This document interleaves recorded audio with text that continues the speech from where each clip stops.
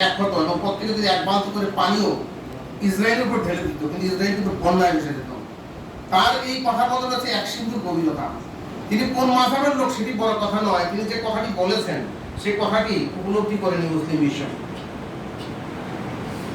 ফিলিস্তিনের পবিত্র কুদস নগরী এবং গাজায় যে নির্মম হত্যাকাণ্ড, জনতার উপর যে ভয়াবহ নিপীড়ন, সহ দেশে বিদেশে যে মানবিক বিপর্যয় চলছে, তারই প্রেক্ষিতে আমার এই কবিতার শিরোনাম হচ্ছে মুসলমানেরাও মানুষ। বোমার আঘাতে ভগ্ন বাড়ির শীর্ষে উঠছে স্বদেশের পতাকা, ভাঙা দেয়ালের শীত ধরে দাঁড়িয়ে আছে পিতৃহীন এক শিশু, হাসপাতালের বেডে এতিম শিশুর চিৎকার, পরিবারের সবাইকে হারিয়ে ধ্বংসস্তূপের উপর বসে আছেন এক মা, তার নিথর পাথর চোখে শুধুই হাহাকার, অসহায় শিশু কিশোর তরুণ তরুণীর আত্মচিৎকার, আর পুত্রহারা পিতারা হাজারি অসহায়ত্বের নির্মম ছবিগুলো ছাপা হচ্ছে পৃথিবীর সব সংবাদপত্রে, ভেসে উঠছে অ্যান্ড্রয়েডের স্ক্রিনে, সামাজিক যোগাযোগ আর টেলিভিশনের পর্দায়। হে নির্বাক পৃথিবী, চেয়ে দেখো, তোমার মাটিতে হায়নার আস্ফালন, অথচ তোমার মাটির গভীরেও আশ্রয় নেই নিহত স্বজনের। ইহুদি বোমার আঘাত থেকে রেহাই পায়নি গোরস্থানের ঘুমন্ত লাশের অবস্থা। হে নিশ্চুপ পৃথিবী, হিরোশিমা নাগাসাকি কি তোমার ঘুম ভাঙায়নি? চেতনা ফেরায়নি কি ভিয়েতনাম? তবু কেন তুমি সাম্রাজ্যবাদের তাবেদার? অর্ধশত বছর যাবৎ ক্ষতবিক্ষত হয়েও তোমার হৃদয় পাথরে খোদিত হয়নি কি অসহায় ফিলিস্তিনের নাম? বসনিয়ার বদ্ধভূমি কি পারেনি তোমার হৃদয়ে সুবাতাস বইয়ে দিতে? কাশ্মীরিদের রক্তে বিধৌত ঝিলামের জলও কি করেনি তোমাকে বিশ্বে আবির্ভূত? বর্ষীভূত আরাকানের আত্মচিৎকার কি তোমাকে জাগাতে পারেনি? অথবা চীনের উইঘর? হে বিবেকহীন পৃথিবী, আর কয়টা গাজা কতবার ধ্বংস হলে তোমার হারানো বিবেক তুমি ফিরে পাবে? আর কয়টা রামাল্লাহর পতন হলে তুমি নড়ে চড়ে বসবে তোমার আসনে? সেজন্য কতবার লুণ্ঠিত হবে বাগদাদ? আর কয়টি কাবুল নিহত হলে তুমি উঠে দাঁড়াবে? আর কয়টি গ্রাম ঝলসে গেলে লেবাননের মাটিতে উঠে দাঁড়াবে সাম্রাজ্যবাদকে? তুরস্ক, মিশর, সুদান, সিরিয়া সর্বত্রই দেখি আজ সাম্রাজ্যবাদের জটিল কুটিল খেলা। আমাদের প্রাণপ্রিয় লাল সবুজের বাংলাদেশ কি খুব একটা ভালো ছিল বা আছে?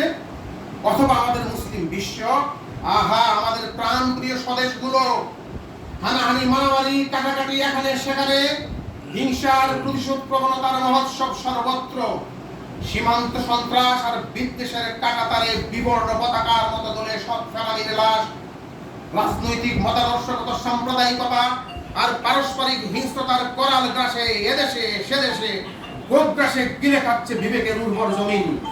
কখনো কখনো স্বদেশী মুসলিম পুলিশ হয়ে ওঠে ইহুদি পুলিশ, নির্বিচারের রাইফেল তাক করে স্বদেশীর বুক বরাবর। গুম খুন সন্ত্রাস আর পরমত ধ্বংসের উন্মত্ততায় ছিন্ন ভিন্ন হয় মত প্রকাশের স্বাধীনতার চেতনার সামিয়ানা। এ সময়ে সে সময়ে মুসলিম বিশ্বে চলছে ডিভাইড এন্ড রুলড, কাটা দিয়ে কাটা তোলার কসরত।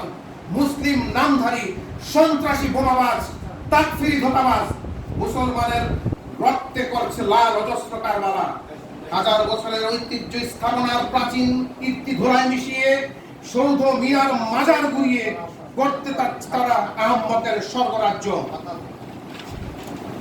ষড়যন্ত্র বোঝে না হাঁটুতে বুদ্ধি সম্পন্ন ব্যাকুল মুসলমান।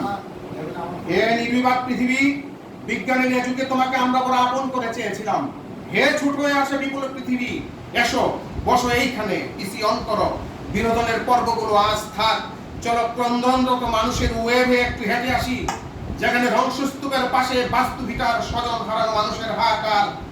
হে নিথর পৃথিবী, এই নাও বিবেকের রিমোট, মানবতার চ্যানেলগুলো একবার ঘোরাও, অথবা সুইপ করো তোমার হাতের অ্যান্ড্রয়েড। দেখো গাজা এখন গোলাপের স্বর নয়, হাজারো শব্দের রক্তাক্ত মিছিল এখানে। বোমার বৃষ্টিতে ক্ষত বিক্ষত এক ধূসর মৃত্যুপুরী। হে স্তব্ধ স্থবির পৃথিবী, দেখো বিদ্যুৎহীন প্রেত নগরীতে মোমবাতি হাতে একদল কিশোর কিশোরী স্বজন হারানো বেদনায় সমবেত। হে আরব, হে মুসলমান, হে মানুষ, সত্যের পক্ষে দাঁড়াও। একটা কাক নিহত হলেও সহস্র কাকেরা তুলে তীব্র প্রতিবাদ ধ্বনি, অথচ তোমরা মানুষ হয়েও ঘুমিয়ে আছো। হে পৃথিবী, সত্যের সাক্ষ্য দাও, তথাকথিত সভ্যতার দাবিদার গোটা পশ্চিমকে জানিয়ে দাও, মুসলমানেরা মানুষ